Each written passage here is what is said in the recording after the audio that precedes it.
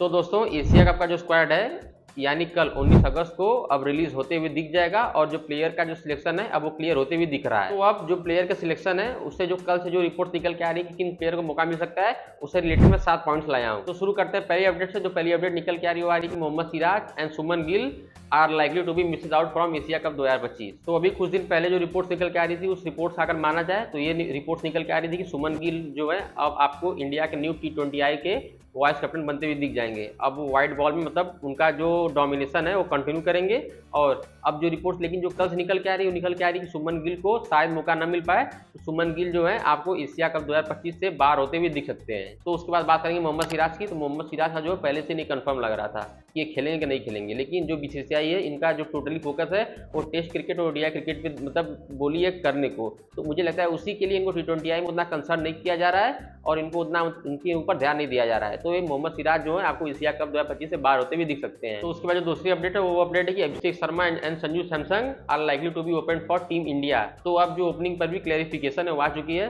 तो अगर गिल नहीं रहेंगे तो जो आपको ओपन करते दिख जाएंगे वो दिख जाएंगे अभिषेक शर्मा और संजू सैमसन। तो अब संजू सैमसन की भी जो पोजीशन है वो फिक्स होती हुई दिख जाएगी। तो संजू सैमसन और अभिषेक शर्मा आपको एशिया कप 2025 में ओपन करते हुए दिख जाएंगे। तो अब आप लोग के दिमाग में ये भी होगा कि यशस्वी जायसवाल भी तो ओपनर है, उनको भी तो मौका मिल सकता है एशिया कप 2025 में। तो जो तीसरा पॉइंट है उन्हीं से रिलेटेड है। फिर उसके बाद जो तीसरा पॉइंट है वो है Yashasvi Jaiswal is a strong contender for the third opener slot. तो ये यशस्वी जायसवाल जो बैकअप ओपनर हैं अभिषेक शर्मा और संजू सैमसन के बाद जो तीसरे ओपनर हैं उनपे इनको जो इनकी स्लॉट है वो कंफर्म होती हुई आपको दिख जाएगी। उसके बाद जो चौथी अपडेट है वो है कि Shivam Dube and Washington Sundar are contender for 1 batting slot. तो रिपोर्ट्स का माना जाए तो उस रिपोर्ट्स में है कि बैटिंग स्लॉट, तो बैटिंग स्लॉट में सबसे मतलब अच्छी पोजीशन बनेगी शिवम दुबे की, क्योंकि शिवम दुबे एक प्रॉपर बैटिंग ऑलराउंडर है। तो इसमें रिपोर्ट्स में बैटिंग स्लॉट मुझे लगता है कि शिवम दुबे जो है आपको आगे जाते हुए दिख जाएंगे। तो वाशिंगटन सुंदर भी तो मतलब ऑलराउंडर ही है, लेकिन आप लोग कितने स्पिनर ले जाएंगे, क्योंकि आपके पास देखिए पहले प्लेइंग 11 में अक्षर पटेल खेलते दिख जाएंगे। उसके बाद आपको कुलदीप यादव / वरुण चक्रवर्ती, इन दोनों में से तो कोई एक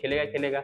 उसके बाद आपके पास पहले से अभिषेक शर्मा भी मतलब आपके प्लेइंग 11 में रहेंगे। तो आपके पास मतलब प्रॉपर 3 स्पिनर हो जाएंगे। तो मुझे तो नहीं लगता कि वाशिंगटन सुंदर को उतना प्रेफर मिलेगा। तो मुझे लगता है कि जो इनका मामला है वो कम होते हुए दिख जाएगा। तो अगर बात करेंगे किसको मौका मिल सकता है तो मुझे लगता है शिवम दुबे का 60% चांस है और वाशिंगटन सुंदर का 40% चांस है। तो IPL की इतनी बढ़िया परफॉर्मेंस के बाद जितेश शर्मा को भी अब इस बार एशिया कप के जो स्क्वाड है उसे मौका मिलते हुए आपको दिख जाएगा। तो जितेश शर्मा आपको as a second wicket keeper choice आपको खेलते हुए दिख जाएंगे। उसके बाद जो छठवीं अपडेट है वो है कि प्रसिद्ध Krishna and Harshit Rana will compete for the 1 pacer slot. तो अब कट टू कट बात करेंगे हर्षित राणा जो इंजर्ड थे और इनकी फॉर्म कैसी है, कैसी इनकी इंजरी है, क्या इनके मतलब जो इनका अपडेट है कुछ पता नहीं चल रहा है। तो उस हिसाब से मुझे नहीं लगता है कि जो प्रसिद्ध कृष्णा से इनको ज़्यादा मौका मिलेगा। तो प्रसिद्ध कृष्णा इनसे आगे जाते हुए आपको दिख सकते हैं। लेकिन बात करेंगे दूसरी तरफ है प्रसिद्ध कृष्णा की बहुत अच्छी फॉर्म है, टेस्ट क्रिकेट बहुत अच्छा उन्होंने किया है और IPL में बहुत अच्छी बॉलिंग की और मोस्ट विकेट टेकर भी थे। इस बार पर्पल कैप भी प्रसिद्ध कृष्णा जीती थी। तो उस हिसाब से मुझे लगता है कि इनको हर्षित राणा से ऊपर रखा जाएगा। तो अगर इन दोनों के बीच में अगर बात होगी तो मुझे लगता है प्रसिद्ध कृष्णा को मौका मिल सकता है स्क्वाड में। उसके बाद सातवीं जो लास्ट अपडेट है वो Shreyas Iyer is likely to be played in Asia Cup 2025। तो अगर रिपोर्ट से माना जाए तो जी हाँ सच न्यूज है और ये अब लगभग ऑफिशियल भी हो चुका है कि श्रेयस अय्यर को अब इस बार की एशिया कप के जो स्क्वाड है T20I को उसमें मौका मिलते भी दिख जाएगा। अब खेलेंगे कि नहीं खेल पाएंगे मिडिल ऑर्डर में अब टीम के ऊपर कंसर्न है, लेकिन श्रेयस अय्यर को एशिया कप जो स्क्वाड होने वाला है उसमें मौका मिल जाएगा। तो ये थी टोटल 7 अपडेट जो प्लेयर के सिलेक्शन से निकल के आ रही है। तो अब देखिए कल जो है दूध का दूध पानी का पानी हो ही जाएगा कि कौन सा प्लेयर सिलेक्ट होगा कौन सा प्लेयर नहीं सिलेक्ट होगा। तो अगर आपको वीडियो अच्छी लगी तो वीडियो को लाइक करिएगा, चैनल सब्सक्राइब करिएगा। Thank you so much for watching.